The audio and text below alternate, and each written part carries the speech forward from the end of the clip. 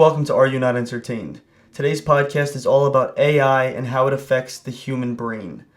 Is it affecting critical thinking and critical analysis in students? Today, we're joined by Alexandria Rose. She is a high school English teacher who is faced with the advent of AI. All of her students are using it, and she needs to navigate a way to integrate it into the classroom to benefit the students rather than hinder their learning. We're also joined by Doud. He is an educator, creative, and AI consultant who works at the intersection of technology and human thinking. After more than a decade in the classroom, he began exploring how AI could be used with intention in schools. That work led to developing the AI production framework and his consulting practice, DoudWorks, where he helps schools use AI with clarity, structure, and integrity. His approach centers on agency, accountability, and making students think about AI and use it as a tool rather than a cheat code. Do you remember when you first heard about AI? Because I heard about AI in, I want to say, my sophomore year of university. I remember AI coming out and everybody was talking about ChatGPT, and it was like this big thing that all my classmates were actually using for their work. Do you actually remember when you first heard about AI? The very first instance, I don't. I think I want to gauge it around like December 2020 or early 23. Yeah, I have my very first conversation saved. You can download kind of your data and have those. I don't know if they're exactly timestamped, but that'd be a good kind of just to know for historical reasons. But yeah, somewhere around that after the first few months, I think, of it being released. Right. So when you say it being released, do you think that was ChatGPT, Claude, Gemini, or like it was definitely ChatGPT was the first one on my radar, and that was the first subscription that I got and accounts that I made with it. So yeah. And still, I guess that's my front runner if when I'm on any kind of model. Yeah, I think that timeline actually matches. I think December 2020 is when I first heard about it too. Do you remember when you first heard about Alexandria? It was definitely after college or towards the very end of college for me. I never had the chance to use it. For reference, what year did you graduate college? 2023. Oh, so you were late to hearing about it. Yeah. I graduated in 23, but I remember in, let's say, winter of 2022, right? That's when it started, especially ChatGPT started getting really big. Right. Right? And I remember the first time how I felt when I had used it. When I logged on, I was like, okay, let's see what all the hype's about. Right. I really thought it was going to be something, stupid. And it was giving me very complex, not super complex, but it was giving me very complex responses. And I was like, oh, whoa. Yeah. You know what I mean? Mm-hmm. Yeah. It was definitely jarring because that was only things that I heard about in movies. And then all of a sudden it was this real tangible thing.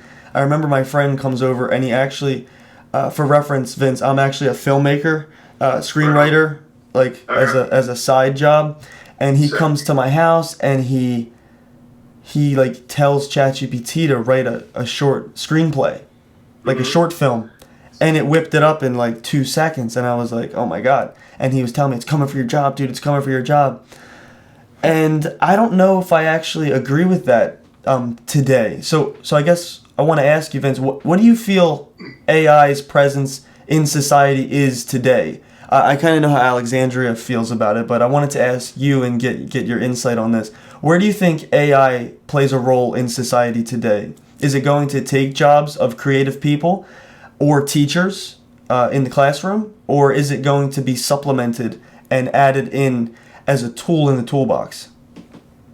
That is the question, I guess, and I definitely don't have the vision for seeing what the future will tell.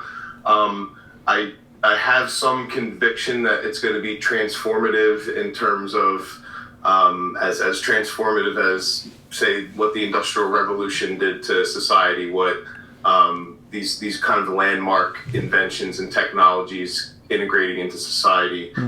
But I do, in the same sense, saying transformative, I also am very, I guess, grounded in the sense that I feel that humanity has stayed the same since society has existed to a certain point. We can't move faster, we can't think faster, we still essentially have our human capabilities and limits that we push those and do expand on them. But I think we'll be able to find a sense of lineage of keeping our sense of our humanness through this new technology and how it's integrated. So I don't think it's gonna, I mean, there's gonna be certain jobs I think that might be different or potentially maybe less functional or have less value. But things like, I think being creative, being teacher, just to the one that you said there, are not going anywhere. Society will have already decided that they want a human teacher. It might not be an expert in that content field. I think it might transition to more like a human facilitator. Relationships, empathy kind of being paramount, and kind of being able to coach students through learning experiences. And I think creativity, I think it's only going to be more valued. I think we'll say in the face of this great technology that is transformative, we'll want to pay top dollar for human-made kind of experiences. So I kind of have my foot in both pools, I would say. Does that land with you guys anywhere? Yeah. That's kind of interesting the way that you said that there's going to be a reverence for human-made content. That almost sounds dystopian to me though, because it's like, what? So are we gonna have some sort of label on movies and things and such? Is it like rated R? Human made, Is it gonna be like on the movie posters? Gonna be like rated R, human made. Like it could get there. Pretty realistic. It's 1984. I think it. I mean, we have those with like stop motion films are still made, like Leica Studios, and they're not labeled a stop motion handmade. And even though it's not handmade necessarily, but it's foundational in terms of building each frame. But no, will it be labeled? No. I mean, do they label it as this is a CGI produced film or something? I'm not sure. But I mean, there is homemade like short films that have that implied idea that it's do it yourself, and I don't know. That is. I think society will decide. Yeah, well, I just that's where my brain goes, because I think that I think the Screen Actors Guild and the Screenwriting Guilds and everybody, in Hollywood, and that's just where I'm speaking from here, they're trying to regulate AI, right? So they're trying to limit its use. So when it is used, I think they're going to make you actually state that it was used. Now, I don't know if that's in the credits.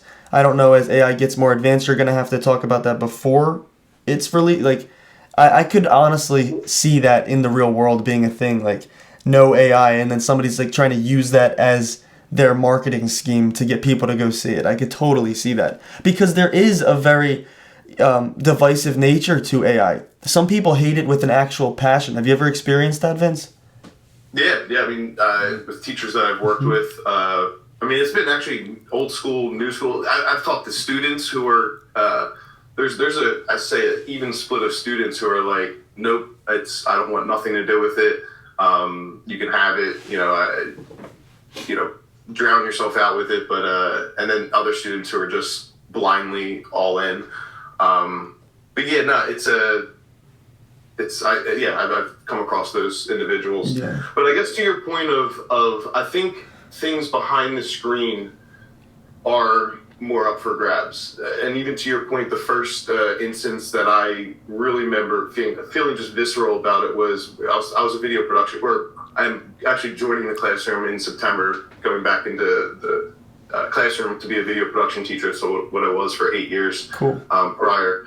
And we were at the end of the school year, and we didn't get to, I didn't get to teaching them formatting, scripting, and just the syntax of like pre-production when you're scripting, and we threw our rough ideas into ChatGPT, and I said format that into a script with the characters identified through and through, and that's when I was just like, okay, yeah, behind the scenes,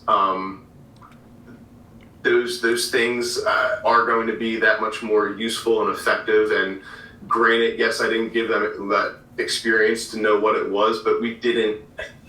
The output of the film and the quality of the film and their experience didn't land on them needing to know how to script that. So there were certain parts that I was like, okay, yeah, that's going to be augmented, or that's going to be possibly, just facilitated that much easier. So, and even to the point of, I think it was with OpenAI recently, for scientific discoveries, there was going to be some sort of way that they're going to get paid their amount for these scientists using their models. So maybe there is some sort of, if there's that much revenue behind royalties. Yeah,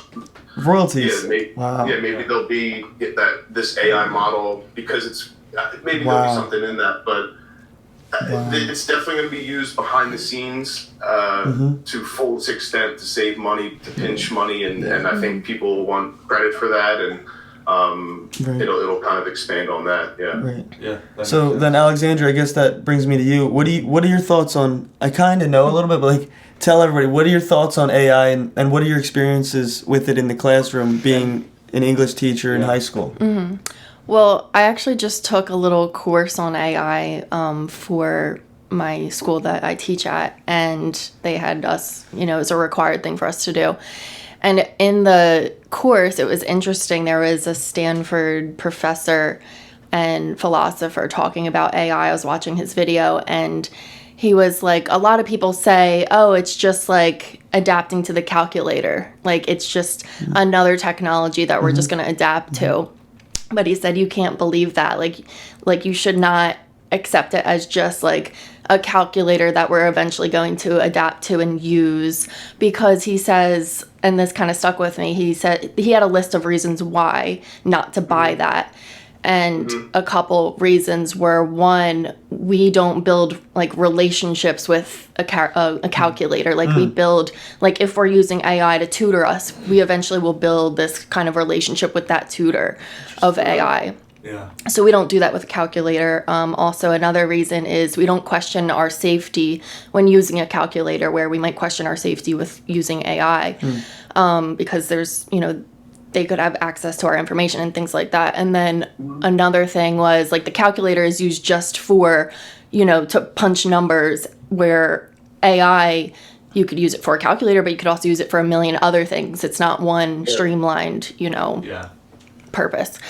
So he was like, because I've heard people say that before, it's just something we'll adjust to. It's just the next thing. It's the next technology. It's the next calculator. But really, there's so much, that he was saying that was pretty meaningful. But in the classroom, I mean, it's kind of like what we were just saying about human made versus not. To me, it's so obvious when I see a paper come through that's AI. And it's just so disappointing. And I think we will eventually crave just that human creativity and originality, because I think the AI really strips writing and, all things of that. And to me, it's obvious, right? So I see that. For Alexandria. So do you think... so I come from an interesting spot. My whole undergrad, there was no AI. Right? I go into my master's degree, there's AI. Right?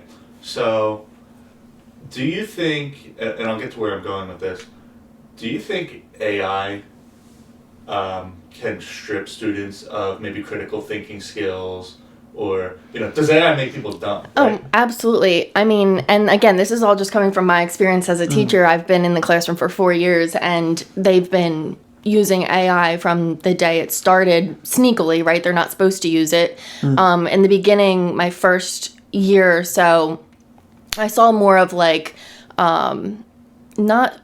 AI. It was still an AI website, but it wasn't ChatGPT that they're all on now. And every story, because we do creative papers all the time, every story, it was the same exact structure, and it was the same resolution with just the different, characters and stuff. And I'm like, guys, you're not using your brains here. You're just punching something into the computer. Like, you're eliminating the whole purpose of education. And half the time they wouldn't even read what they're submitting. Like, they just print it out and be done. So yeah. One difference that I noticed, like in my undergrad where I didn't have AI, right, was that I spent a lot more time doing like research for like certain papers I was writing. But then I go to my graduate program, and now AI is very prevalent. It's a lot better, right? And it was grueling for me to do that research. And I'm like, oh, the AI is just like right there. Like, I could just grab it. I can just use it. Like, right. And did you use it? Maybe sometimes. I was just working with a student just this past week, and he was working on a project, and on his Chromebook, I was sitting next to him and he was researching a topic, and I saw him actually click into an article link and read it. And I was like shocked, because I've worked with this kid before and I never see them do that. And he was actually like reading paragraphs, and I was like, I didn't even want to say anything, but I was like observing it. And then as he's going, he's like, oh, they got rid of the AI feature on Google. Now, like, I actually have to read stuff. And then I was like, oh, okay, that makes sense. I'm like, oh, really? Like, because on the Chromebooks, when you type something into Google, it automatically AI response is first up at the top, and it summarizes everything you need. So they were so used to using that. But it was just a shock to me when I saw him reading paragraphs and actually clicking on links.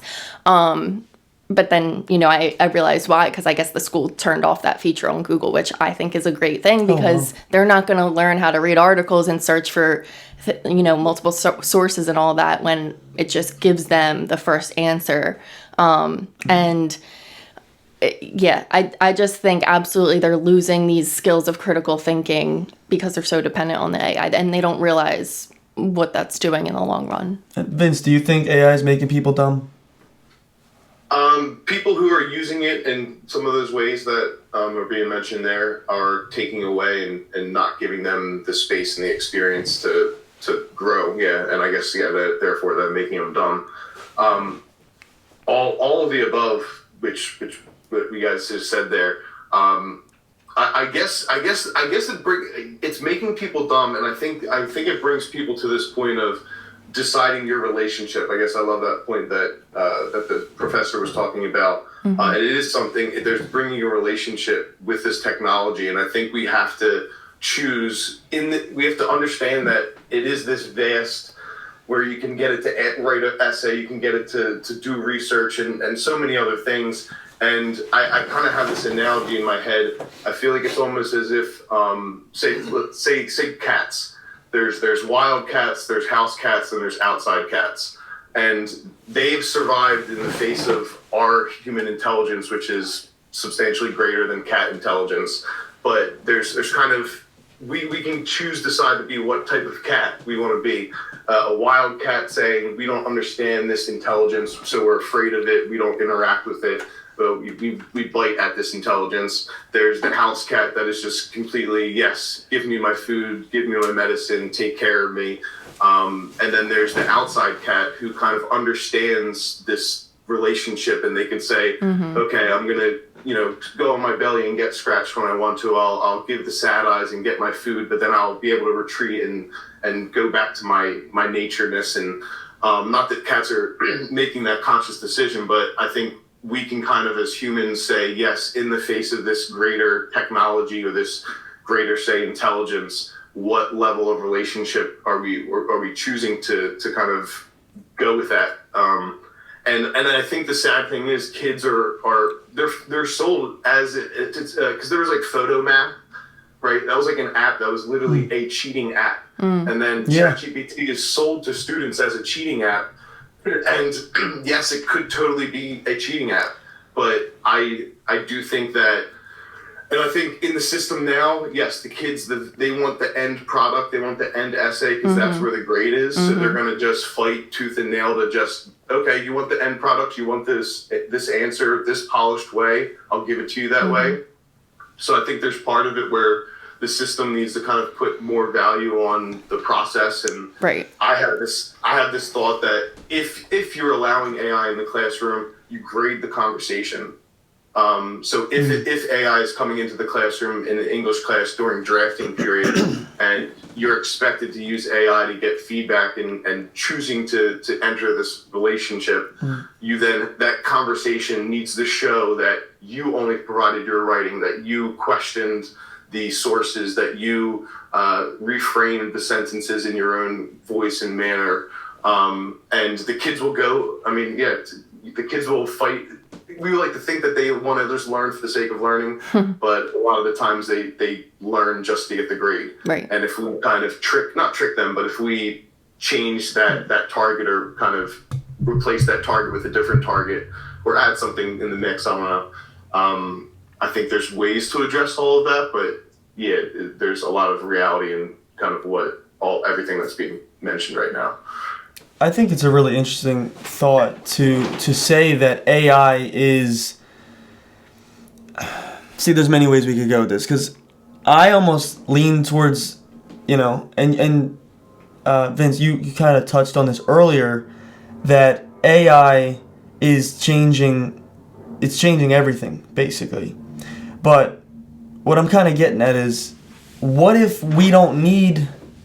And this is going to sound kind of crazy, but I'm kind of playing devil's advocate in this conversation. Mm-hmm. What if we don't need to do the research ourselves anymore? What if that is an old way, right? Because you mentioned in the beginning of the conversation the evolution of humankind and how we've kind of been stagnant. And now with AI, things are going to start skyrocketing. Progression, everything from technological advancement to creative thinking, everything is going to be enhanced by AI and or hindered by AI.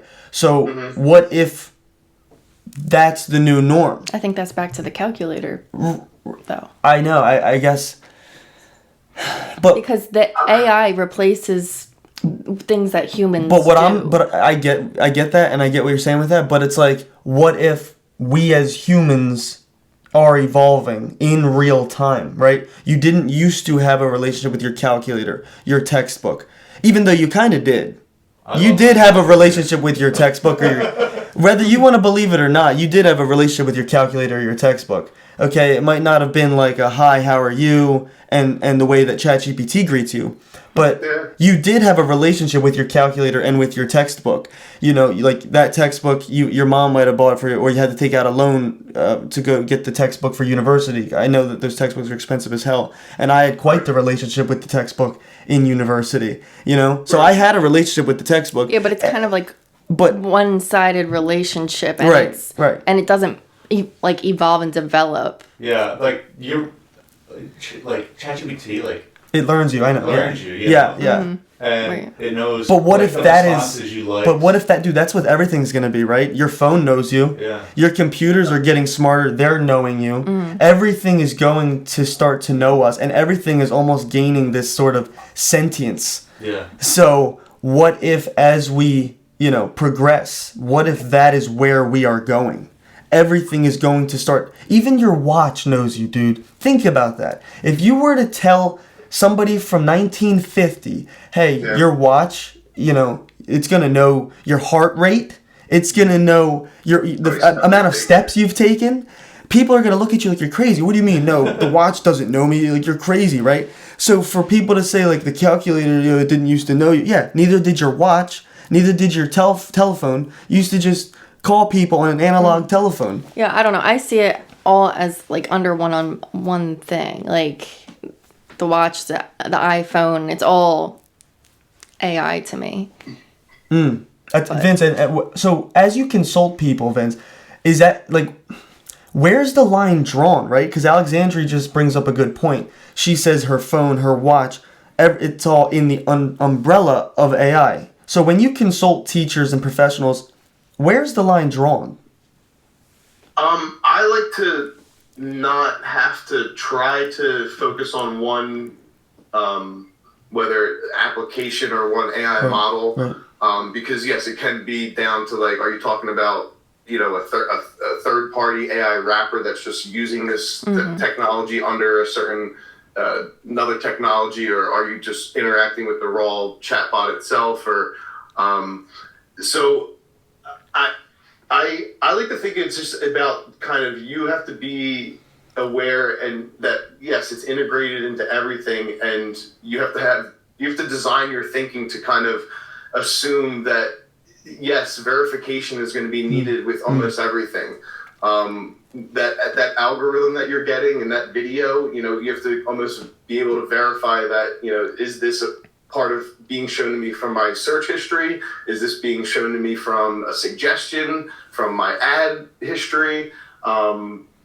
Ethically, like, should I be using what does it mean if my watch has all my data ethically? What if that gets hacked and then that data is used in a malicious way medically against me? So I think it's just understanding that it is here in every capacity, and to have that. I feel like it's like you have to have these core competencies now, where it's that there's some level of prompting your words matter that go into AI, data and privacy, that certain things are vulnerable and certain things are being kind of possibly surveilled or captured in that, verification that whatever these outputs that you're seeing algorithmically or kind of chat based can be verified or should be verified and can be wrong. And then ethically, is this use of AI taking something away from me? Is it taking away from someone I'm going to be interacting with? And I think every time that you use AI, you have to consider those four things. It's like your driver's license, to where like you have to know your left and your right. So you have to know the difference between a yellow light, green light, and red light every time that you drive. They're foundational, but like they keep you safe, they keep other people safe. So I think like I'm just not even caring if this is this model, if this is this application of AI, but just assuming that it's there and having those kind of core competencies and being practiced almost like as fluency. That I feel like that's where I kind of ideally mitigate, so you don't have to like learn the data privacy for one model and then, oh wait, but I'm using this application of it. Do I have to learn something new? It's just assume those four things at all degrees, and then I think that's a way to kind of ground yourself and keep yourself kind of in line and following the rules of the road. So it's almost like learning manners again. Like we're all toddlers again in this world, this ever expansive and growing world, and it's like we're relearning our manners. But now, and that's kind of to my point, right? So what I'm saying is, we as a human race, we are evolving, and that's kind of what Vince was touching on. And it's like we have to relearn how to interact with certain things. Like we're relearning how to interact with the world in real time. That's crazy,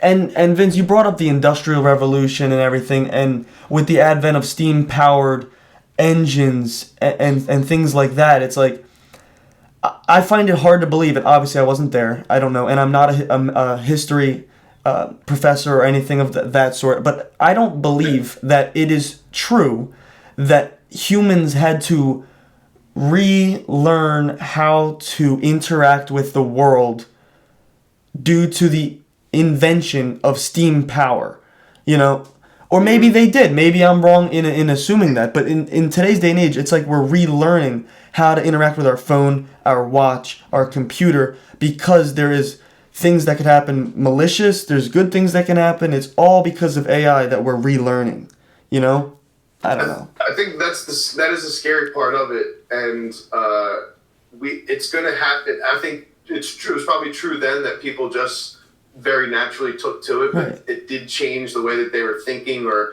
it changed the space, the way that they were thinking, or the kind of the direction that they were thinking, and I think that's happening now. And if people don't understand that, you should be aware that that's happening, and just question and be thought, oh wait, is this? Am I operating a different way that I did a year before? Is that changing my relationships? Is that am I able to do more? Am I actually gaining more money or value in my life? I'm not sure. It's a tricky question because we don't really know. I guess the best thing we could do to actually dissect this is when the internet was invented, right? Or when your iPhone, they upgraded it.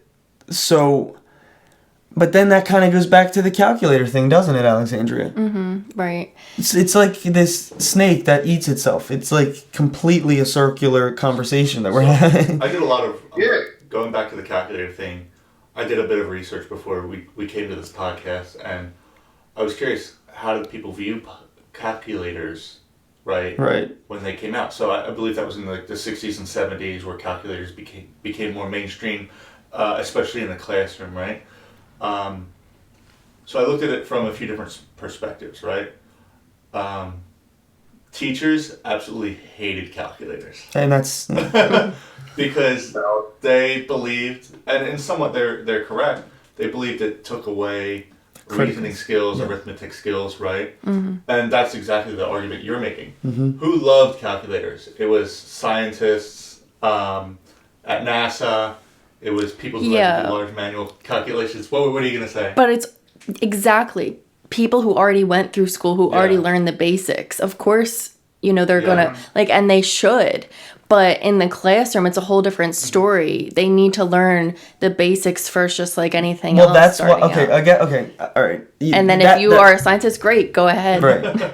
Okay, You've earned it. That makes sense. Because I was going to say, to your point, that I went through majority of my university years with AI. But I guess you're right with what you said is they already had a foundational understanding of basic knowledge and reasoning and critical thinking because I did go through grades 1 through 12 and even my first year of college without it. So I guess you're right. That's why I'm so hard in my belief is because I'm seeing these kids who are eliminating independent thought. They are like the critical thinking. They're not using those skills and they just jump to AI all the time. They're not understanding that they need those basics before using it. So that's why I just see it in real time every day, and it's scary to see. I think but absolutely, scientists, like you're saying, yeah. Do you kind of agree with what she's saying? She's kind of saying the scientists had, we all had basic, reasoning and deep thinking, critical analysis. I use a calculator though, and I could still. But that's what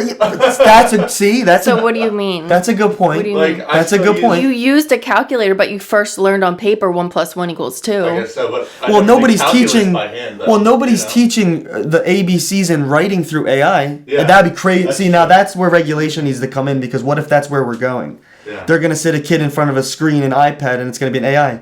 A, and then you put your finger to the screen. The cold black screen, and it's like A, and it's like, see, this is what I mean about this becoming dystopian. And Vince, that's why I really was excited to have you on because it's like, you're at the kind of the forefront of this, consulting professionals, educators, and it's like, do you see regulation being implemented today so that we don't get to a point where children are sitting in front of a desk and it's an iPad, isn't everybody going to be homeschooled if this is the case? And it's iPad kids to another level? If I could say one more thing, in my experience, teaching has become not so much the content, but it's become teaching them the importance of what we're learning. That's become so huge. Wasn't that always the case, though? But I think more now than ever, we're pushing, this is why we're doing this. This is the importance. This is the skill you're learning. And, you've really got to get those kids to care about the why. Because if not, then they're just going to get the work done and get the grade, and that's all they care about. Back to AI, if they don't understand the why behind their own learning, they just don't care. Yeah, so I'll say something about that. I completely agree with that. Especially going through high school, I really didn't care about high school. Yeah. I wasn't a great student. I was like, why are we doing this? When I went to college and I really started asking, okay, why are we learning this? That's when I started excelling in my studies. Yeah. Right? Yeah. And I'll just say, I completely agree with that. And I think that's very important, is to knowing the why. I feel like, especially in elementary school, you're not really given the why, right? And even throughout most of high school. Yeah. It does depend on the professor, the teacher. Yeah. To me, education, again, is not about the content. It's all about the process. It's all about the routine, just the simple matter of having routines in your life and being organized. All those skills that I just think help you as you continue on with your life. And like, I don't know, I just think you really need to get the kids to understand why they're learning something, because, you know, otherwise. Yeah, I'll say the biggest thing I think I got out of, especially college, is just the critical thinking, you know, process. Right. Vince, is this And what they you don't kind care of have to- to teach they don't teachers care to have that. when you're consulting them? Is this kind of the part of the breakdown when you're consulting them? Yeah, it's not. I think it's still, the conversations now are still just getting teachers to wrap their head around it. I don't think teachers are. There's a very small batch of teachers who are dedicated or committed to bringing it into their classroom in an authentic way. I think it's just more kind of one-off instances of either catching a student or kind of retroactively trying to justify or make sense of a student using it. Right. I have kind of activities and strategies and ways that I think it can be authentically in the classroom. I don't see too many classrooms ready there yet. And I think it's just a part of, I believe that you can, well, for one degree, to the younger audience, I think AI should not be in the classroom. I mean, the age is 13 and up in just the platforms, and I could argue maybe even a little bit older age than that might benefit from not having that exposure or given that possible crutch. But I think at the level to where I guess you could say, okay, high school kids of some level of intelligence to where like, okay, yeah, they understand basic math. Let's give them that calculator. They understand basic. I think there's ways of using AI where critical thinking can be still paramount and can be uniquely human. And I think that can live as in just using not the end product, I guess, again, the conversation. If the kid is thinking critically, asking those questions, those kind of dumb questions in their head that they're asking in a private tutor session, or they're brave enough to ask that question in class, I think that there's ways of still having authentic critical thinking, authentic research, authentic thought processes with AI, and it's just a matter of making the value on that conversation. There's like a cool activity that this is maybe the one that can speak to the most in the classroom. And it all stemmed from an English teacher was going to bring me in to talk about AI, and she told the students that we're going to have someone come in, and the students' reaction was, why are you bringing someone in to talk to us about AI? We know how to use it. And the teacher came back to me and was like, hey, like, I don't know how you're going to take this, but like the kid said this. And at first it was kind of jarring. And then I took that as a bit of a challenge, and I was like, okay, I'm going to trick them into like thick understanding this. And at the time I didn't know what that trick was. So in long story short, I come into the class and I say, okay guys, we're going to play a competition. You guys like competitions? And they're like, yeah. And I have these little trophies that like, I say someone's going to be the winner. And I tell them a task in an English class. I go, all right, you're going to have 5 minutes. Open up ChatGPT or Gemini. You have 5 minutes to write the best possible introductory paragraph on, and I give them this topic. Very vague in instructions. I say, using AI, your task is to write the best possible introductory paragraph. And 99% of the kids go, AI, write the best possible introductory paragraph on this. They hit enter, they sit back, and I'll very confidently be like, if you're finished early, that's fine. Just make sure you like your writing. It's, da-da-da-da. And then after the 5 minutes ends, they all change their computers to each other. And then I give them a rubric or a scorecard. And there's positive interactions or positive points and negative points. And you get positive points if you say, don't rewrite my work. You get positive points if there's evidence of that you gave a draft of your writing. There's positive points if you say, you're a tutor, just give me feedback. And then you get negative points if you say, write it for me. You get negative points if you say, make it sound like a 10th grader. So immediately these kids get like negative 30 and they're like, oh my God, da-da-da-da. And then I show them 2 conversations, like one of a kid just offloading it, saying, make it better, make it sound like this, da-da-da-da. And you could say, yes, that kid is using AI, but then I'll show them a conversation where the kid is saying, here's my thesis statement, give me feedback. Oh, so what if I change this word? And then they change it. And they can see the conversation. And then I say, okay, you're going to grade the conversation in front of you. Mm-hmm. So then they have to read the conversation, and they're saying, oh, this kid's losing points for this. Oh, they're actually gaining points for this. And then we go into round 2, and I say, okay, now remember the task is you writing with, yes, AI is in the mix, but the task is you writing the best introductory paragraph. And then it clicks for them, and then they're all going, here's my draft. And then they might give a full draft. They might only give a sentence, and then the AI will give them feedback. Or if the AI rewrites it for them, they say, no, do not rewrite my work.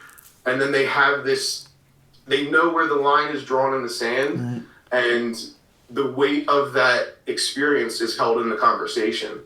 So yes, we want to see the final essay in the end, but if I allowed you to use AI, or you're telling me that you used AI, I need to see that conversation, and whether it's a formalized rubric that kind of is standardized and says, if you're giving AI a role, you're getting 2 points. If there's evidence that it's your writing going into it, there's 5. It's not standardized yet, but sorry if that was. No, that sounds good. I feel like that's what you could use in your classroom. Like, how do you feel about what he just said? That's awesome. I love that. That's good. I think when AI becomes a bigger part of the classroom, like you're saying, like it hasn't fully been brought in, that's how it should go from this first step. Like, it has to start there.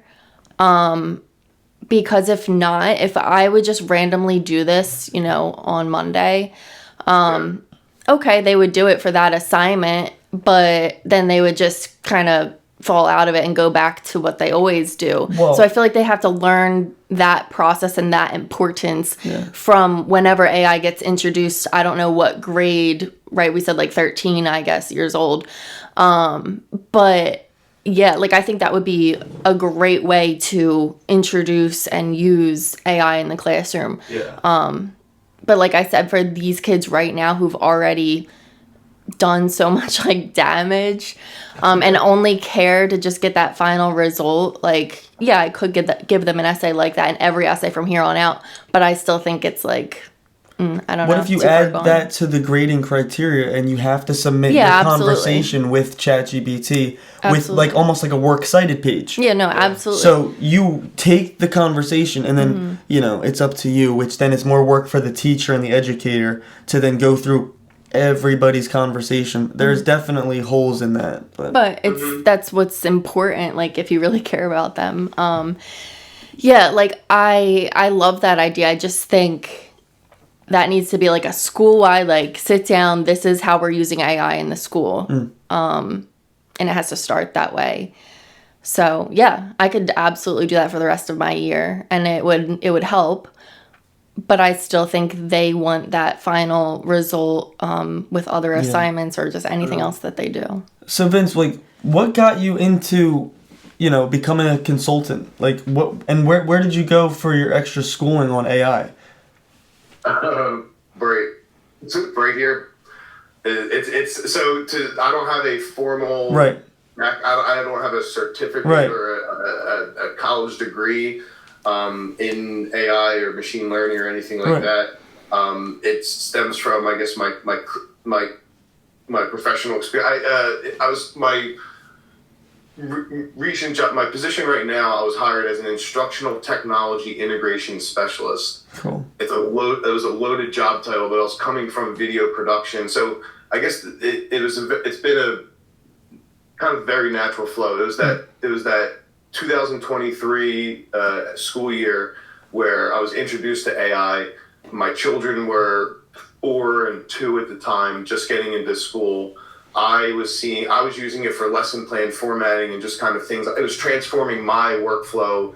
My children were getting into it, so I just jumped head first into AI. How can it be used? How am I using it? Where are the limits? Where are the gaps in it? What can it do for me?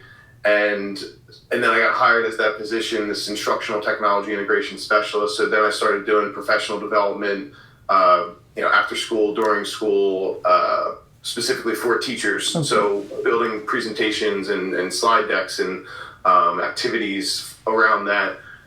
And then that transitioned into it just being more of a conversation. It started facing into teachers.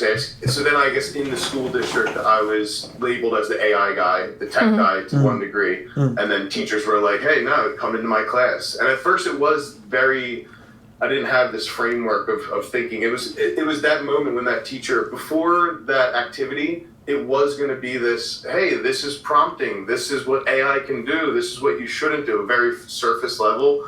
So it's just been this natural build-up.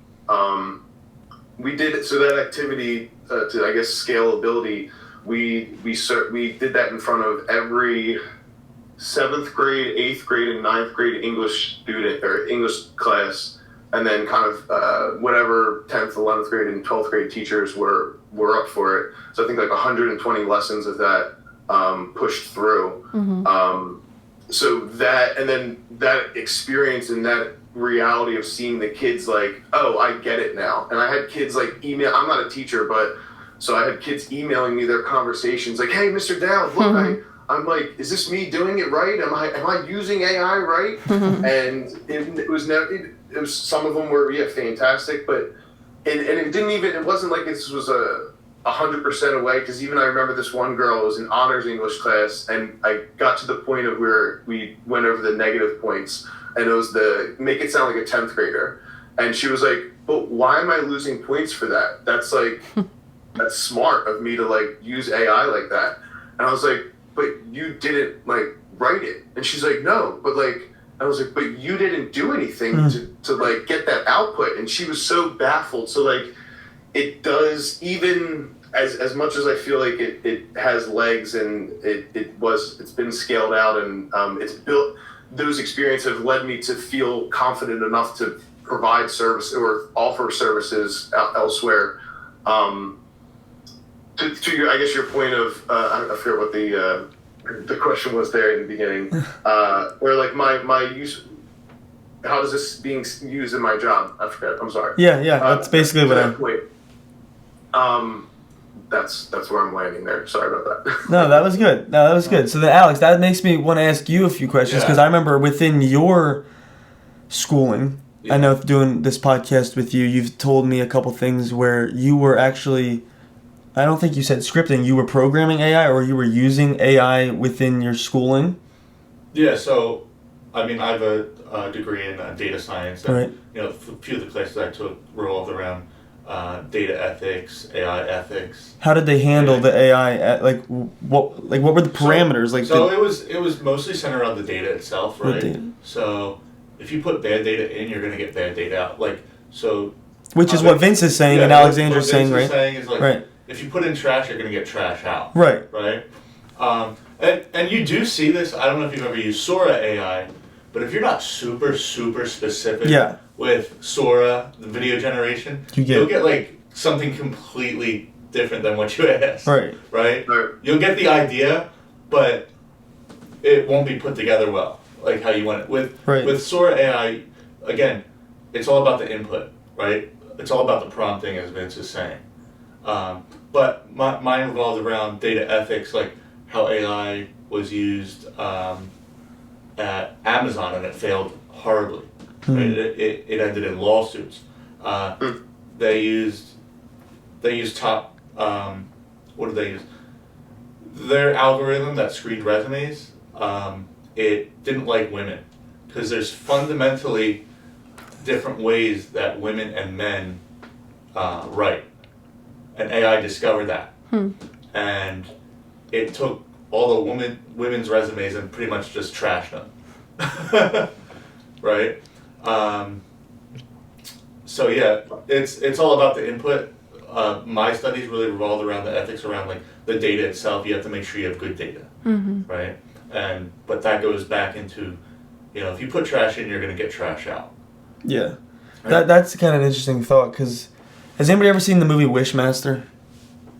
Probably not. I'm pretty sure I watched it. Yeah, you did. So Wishmaster is basically about a genie, right? Yeah. But in old mythology, they were called the Jinn, right? Yeah. So basically, you get 3 wishes, like any other genie story. But but this genie is like inherently evil. So you ask for $1 million, right? And in the movie, this genie, it also looks like a demon, so it's really, that's how the movie really shows you that this thing has evil intentions. Yeah. Basically, you ask for $1 million.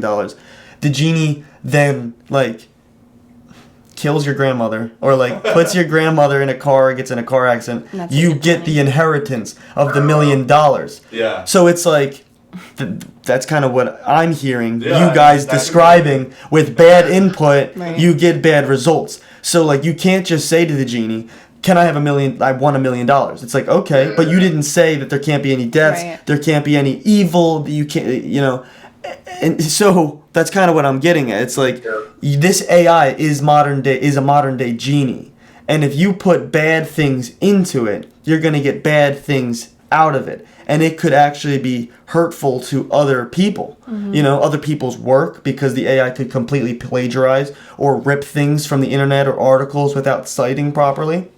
And I've seen that happen on a number of occasions, right? So what I now want to pivot into, using this idea, this discussion right now that we've fell into. So language is inherently a flawed medium. That's just the facts, right? You could talk to all kinds of people, right? But then it depends on what language you're using. The English language, the French language, the Spanish language, and so on and so forth. And then once you narrow down the lane or the language that you're using, then it's like somebody else's ethics versus your ethics, right? So I said that when the person was granted the 3 wishes, they said $1 million, right? And I said that the genie is inherently evil, right? But my definition of evil might be different than Vince's definition of evil, which might be different than Alex's and Alexandria's. So my question, I don't even know if it's a question, it's more so just a thought. What is good data, right? What is good data, and what is what is good and what is evil? Because does the AI have ethics? Do we know this yet? Like, when they're programmed, the guys who program it, what if their level and their threshold for bad and good is way off? Right. Yeah. Like, I was talking about this the other day too, because there's so much bias within AI. And AI is grabbing from things on the internet, but what about all the things that aren't on the internet? Like, what about all the voices who aren't published on the internet? Like, I just think there's a whole section of data, information, perspectives that's missing. So, Yeah.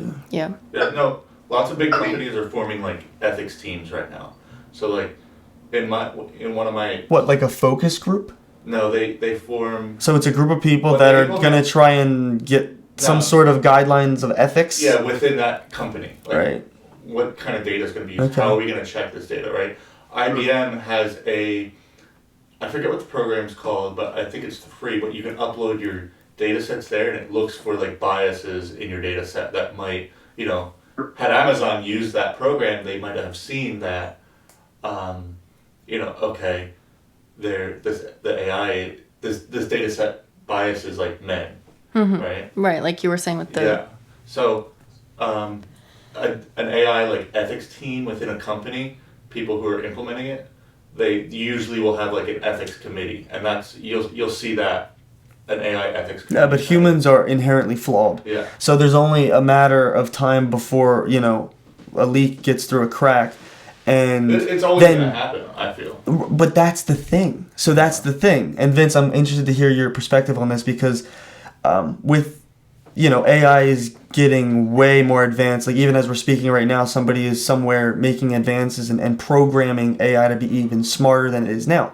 So when we reach artificial general intelligence, what happens then? When we're not scripting the AIs anymore, when we're not, we are training AI now, sure, but what happens when it reaches a level that it surpasses said training, and it's going to start to train us? I think the trainer becomes the master, and the master becomes the trainer, kind of a thing, a roles reverse, and I think that that's where we're headed. So we're gonna have consultants like yourself. We're going to have people like Alex who used it in his school and you sometimes use it in his job. We're going to have people like Alexandria who are trying to catch up with the students who are using it and try and get them to critically think. But what happens when the AI is smarter than us and it is teaching us? There is not going to be any sort of regulation of the AI then, because it is going to be the overlord, if you will. I mean, yeah, this is definitely the alignment conversation. It's a big one, and everything that you guys just mentioned is I agree with it. And bias is that whether the bias is in the data or you're bringing the bias into the conversation itself. And I guess to your point, I think we have to learn how to think like that outside cat. We have to understand and kind of agree that yes, this is here and it's having an effect on us, society, personally, relationships. And I guess I think it's because it's a choice to use AI and you choose to say, okay, this task in front of me is something that I have to grapple with, and I'm going to choose to use AI in this manner. And you can then choose to completely get AI to do that task for you, or you can choose to have this relationship where it's more balanced, or maybe it's more 80% human directed and 20 AI. And I think it comes to that just understanding and understanding of reality, shared reality, because it's going to be different for everybody, use cases and effectiveness, and whether you're on a paid tier or a free tier. And I guess I think so I guess the question is like, how do you think, like, what does thinking like an outside cat mean?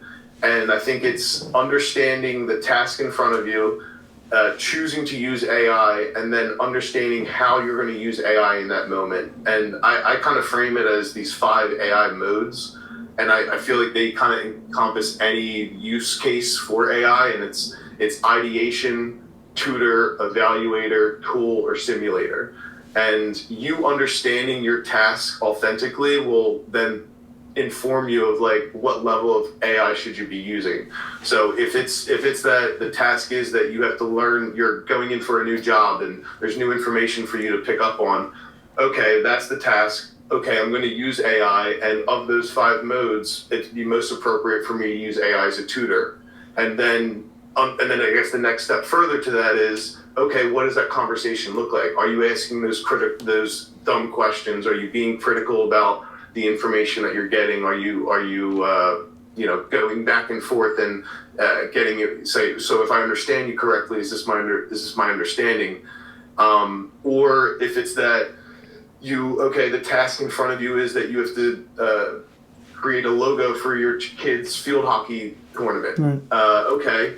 And that's the task. You choose to use AI, and of those things, let's say that you know what the design is, you have it sketched out on a piece of paper, you would choose to use AI as a tool. So that's the idea that you're understanding that you're offloading something to AI to do something for you, but at your direction.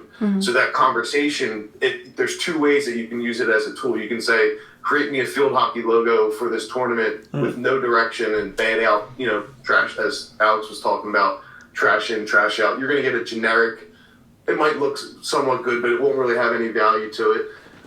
Or if you give it to the sketch, if you say, I want this color scheme, essentially what you would hand off to a graphic designer, if that has existed in the AI conversation, I'd say that would be the outside way of CAD of using it. Yes, I have this idea. Yes, I know exactly what I want, and I'm going to use AI just to do this one thing for me.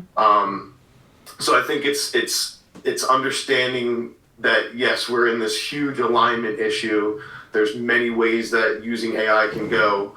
It's understanding you're choosing to bring this relationship into your life, and then there's kind of rules to the road of how you're making that interaction come to life, or whatever that product is. And you should feel if you're using AI, you should feel confident enough to show the conversation. like, damn, Vince, that was a really good idea, or that was a really good presentation. I do that.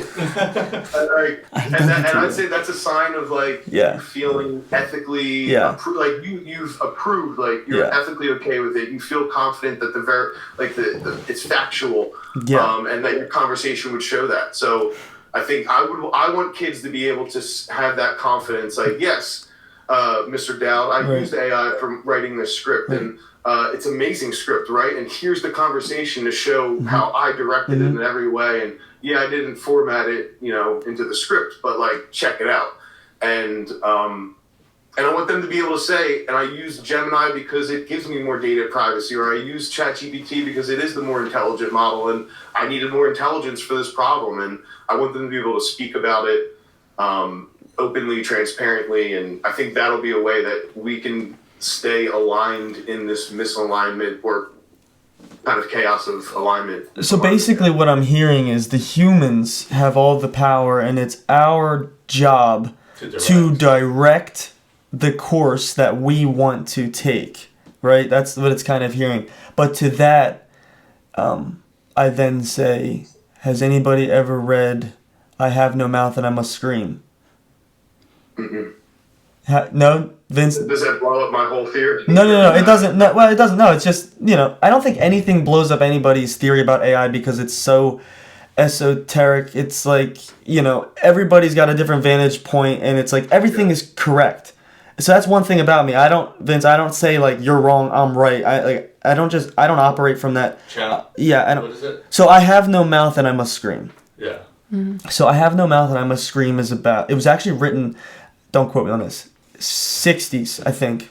I think it was the 60s, and it was a short story, and it's about a World War III type of, well, it's not actually about this event, it's actually set after this event, but the prerequisites to the story are that there was this World War III kind of event, and all of the nations had AI, and they then programmed their AI to, basically, the prompt was like, eviscerate our opponents, right? So every AI across the world had the same goal, eviscerate all of the enemies, right? But then that means everybody, because their nation says these people, their nation says these people, then everybody. So, and not to mention, this AI gets the same prompt. Eventually it gets so smart that it creates one hive mind, kind of like an artificial general intelligence, and winds up wiping out all of the human race except for like 4 or 5 people. And it is revealed later that the AI keeps the 4 to 5 people to torture. Because the whole movie, it's basically a horror story. They torture the 4 to 5 humans. And the reason that the AI does this is because we programmed it to feel all these things, to understand all these things, to learn all of these things, but we never gave it a body. So we gave it all of this sort of, human components, feeling, thought, analysis, but we never gave it a body to live out its earthly ambition. So basically, the AI has no mouth and it must scream because it is basically tortured knowing all that it knows, and basically what it does is it makes those humans that it kept alive into like this sludge, and so it like evaporates them into sludge, and they have no body, but they have all their thoughts and all their memories. So therefore the humans are now like the AI, they have no mouth and they must scream. And I just thought that that is such a chilling story, because it's like we're giving this thing power, right? Like, and you say we have all the power, like the rules of the road and everything, but it's like, what happens when that shifts? Yeah. What happens when that shifts? And then the AI, then the AI has to learn the rules of the road, but they're so intelligent that, you know what I mean? It's hard to contain that, right? So we can learn the rules of the road and interact with AI, but, what if AI doesn't abide by the rules of the road? Yeah, they make their own road with their own rules and governance, and that's what I'm getting at. Yeah. I think that's where lots of regulation will come in, right? I think regulation, we talked about on our last podcast, like regulation is very slow. It's always behind. Right? It's always behind. Yeah. Right? So like you got things like we said, like cow sheet, like regulation, that should be illegal. That's gambling, right? And then same thing like with the whole Juul situation. Like, kids were getting addicted to Juul way before regulators caught And it. then they regulated it like 4 years after, right? Yeah. After all the middle schoolers were addicted to it. I think this is something kind of at the forefront of regulators' minds right now too. So I'm hoping like with something like this big and this powerful. Well, that's why Elon was saying that they should shut it down for at least 6 months to a year. Yeah. To get the regulations and everything up to standard before they keep progressing. But nobody wanted to do that because then China would keep advancing and they would be so far ahead of America. And, it's always this race of like who's going to outdo who. Yeah. And I think that is where the human race is going to, meet some crazy, scary kind of Let's see. outcomes.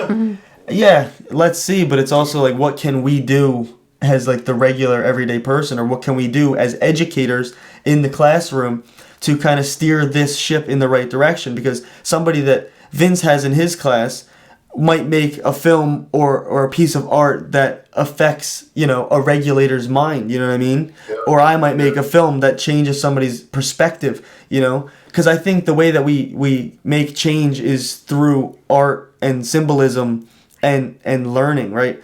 So like Vince said and Alexandria kind of said, they kind of have to trick their students into learning these abilities.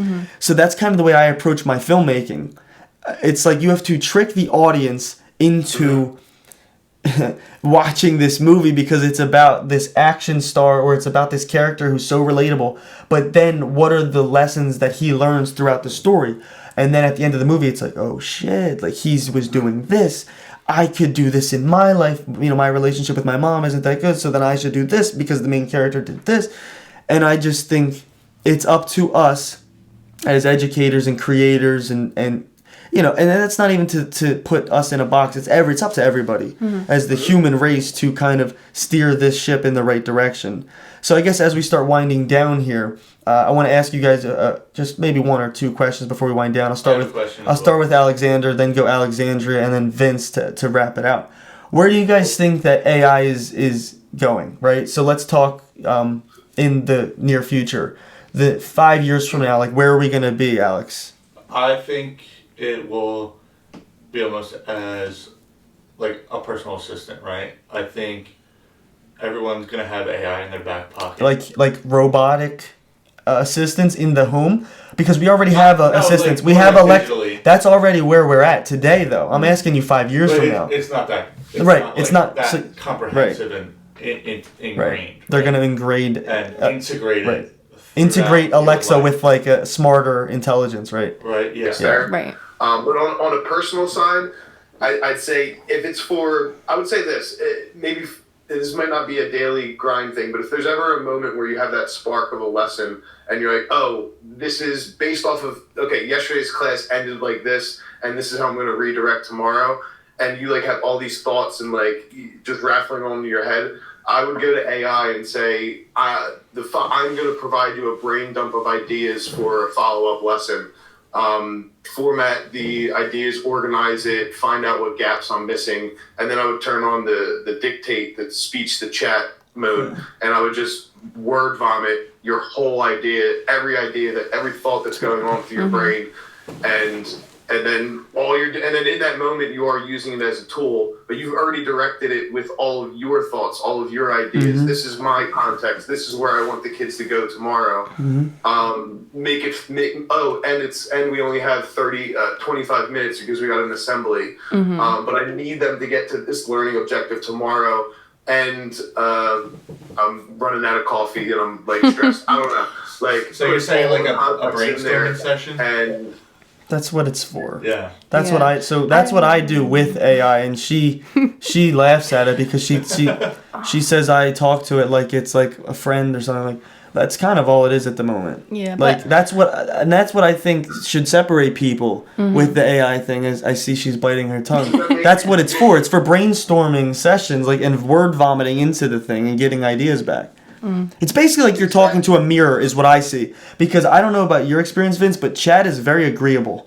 So whenever I start to talk with it and word vomit into it, it's like, yeah, right, yeah, no, but then it kind of sort of fact checks me, because the way that I use AI for my scripts, Vince, I don't actually ask it to write the script. Right. I like know my influences, and I want to know about my influences. So here's an obscure thing that I was using on my most recent film that feature film that we're creating right now. There's a lot of symbolism and there's a lot of themes from the Tibetan Book of the Dead. So it's all about, ancient writings. So I don't know much about that, right? And I think that this is where Alex you said when you started to like understand what you were learning and like what you were learning, you started skyrocketing in your teachings. When I started understanding the why. Right. Understanding the why. But when you understand the why, then you start to enjoy it, right? Yeah. So I actually enjoy learning about what I want to learn about. So in this instance, it was the Tibetan Book of the Dead because I feel like I could write a compelling script and tell a story based on that. So I open up chat and I start asking about the Tibetan Book of the Dead. Then we start to talk back and forth about that. Mm-hmm. I learn things. I take things away from it. I ask, whoa, what if there was a story like this, and this? And it's all my ideas, and it's giving more of an analytical feedback, like, oh, well, the Tibetan Book of the Dead doesn't really talk about that, but it talks about that.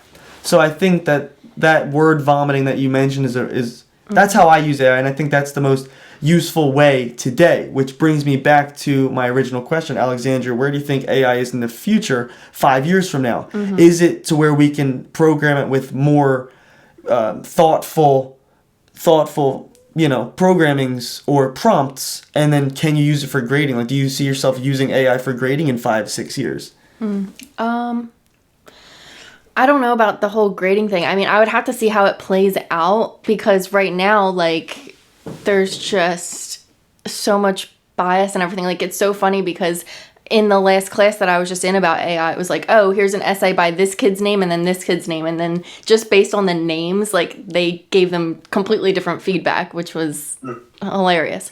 But where I think AI is going is just, I just have this fear about it. And I just think,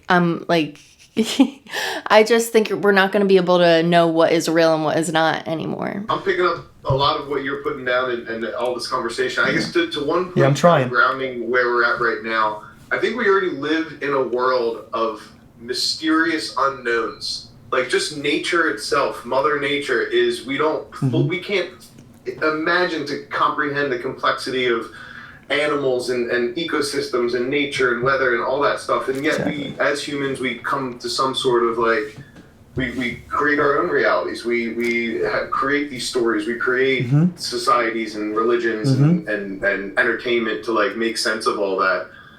So I guess and AI is already just as complex and large as I'd say as nature. You can almost say it's a completely new entity almost to some degree. Exactly. Of a new reality to some degree. But 5 years from now, it is. I do agree that there's going to be this gap of the know hows and the do not know hows, or the people who use it and don't use it, and that's why I try and create a kind of a holistic idea of when I talk about it. Like, yes, you don't have to be tied to knowing this model or this. It's the way that you think about using it. Mm-hmm. But I guess in the classroom, I'll only speak 5 years down the line to the classroom, just because that's my most experience. I think that there's going to be a merge of student information systems and learning management systems. Like, say, now you have Google Classroom or Schoology, and you have PowerSchool, and they're separate entities. I think there's data systems are going to be merged. There's going to be a whole, and it's going to be regulated. The regulation's already there to where, like, it has to be HIPAA compliant, it has to be FERPA compliant, all that stuff. So I think once there's a system that AI has that, but once the infrastructure is there to bring those two kind of data points of historic data information, the student grade information, the school's policies, the attendance data, whatever personal information the schools want to provide or the parents want to provide, I think that will be coming into the idea of like perfect. I think the teachers will not have to lesson plan, and this is going to sound kind of drastic, but teachers will not have to lesson plan. They'll be able to walk into their classroom, and the AI model will be able to that's using all this historic student information and what they did yesterday and the formative assessments and the exit ticket results. They'll have a perfect lesson plan. And it's not that each kid is doing their own perfect individual thing. It'll be like, yeah, teacher, here's for this instance that you have right now, you're going to talk to all the students for 5 minutes about this topic and really stress this point. And then these 3 students are going to be working together because they're at this level and their interests are Minecraft. So they're going to be talking about this over there. And then this one student, these 2 students are going to work with you because they need intervention in this. And then I think there's going to be the students' AI. And I think AI is going to be as personal as like the way that parents buy their students' cell phones and they're responsible. I want my kid to have a cell phone because I want them to have this, to be able to call me, to have this technology, whatever. It's a very personal thing. Right. And I think AIs will almost get to that point where I think it might be a thing to where a student has their own AI. I think it'll be for a student who can't afford AI, essentially. There will be a school AI. But I think it'll be students can bring their own AI in. They'll log into the school system. There'll be certain permissions to where like the family says, okay, of my student's AI, I don't want you to know anything about their personal life, or I want you to know about their hobbies, or I want you to know about their sleeping patterns. And then the teacher AI, so then at that point, the teacher will be able to say, okay, yeah, AI, you told me that these 3 students should be working together, but I know that they actually just like broke up and had like a situation yesterday, so I'm gonna request and kind of green light or deny that request and do an alternate change. Or like a student might be, say a student's working independently and their AI says, oh, you're good to go. A teacher might get a ding and say, oh, the AI is saying that Jimmy's ready to go on to next level. And the teacher, knowing the context and knowing their human relationship, they'll be able to say either approve or, oh, I know that this kid is really good at faking the funk. I actually need to go and talk to them before I greenlight them. So I think at least in the classroom, I think it'll look pretty simple. You won't know the difference. And I think that's crazy to say because my daughter's in 2nd grade right now. She'll be, 7th grade by that time. And that's crazy to think. I think she won't know the difference. Like it'll be... Yeah. She's not going to... I don't know. That will be their reality. That's kind of what I was saying. So you kind of articulated that better than I did. That's kind of what I'm saying. During your tirade? Because that's what it's going to be. And I find it so hard that other people can't accept that. Yeah. It's like you're born into the reality you're born in, that we're born in, his daughter was born in. She's not going to know the difference, kind of like Vince just said. So that's where we're headed. It's like, so stop getting caught in the minutia of it because that is the new reality. Once I see it start from fresh, like with his daughter, like learning all the basics of it, then I get it. But right now, it's like a whirlwind. In the system right now, it's that transition is the scary part of it because there will be a point where yes, it evens out and like people are okay with it, but the transition, the kids who graduated high school last year, I feel most concerned about. They're the COVID kids who got Chromebooks handed to them. They got passed through grades, and then they got AI 10th grade that can do everything for them, and it was sold to them as a cheating app. And now they're going to still use college, and it's going to be smart enough now to do their college work and get them passing grades. And then by the time that they get out of college, the job landscape is going to be dismal. It's going to be, that's the scary part of it. Yeah.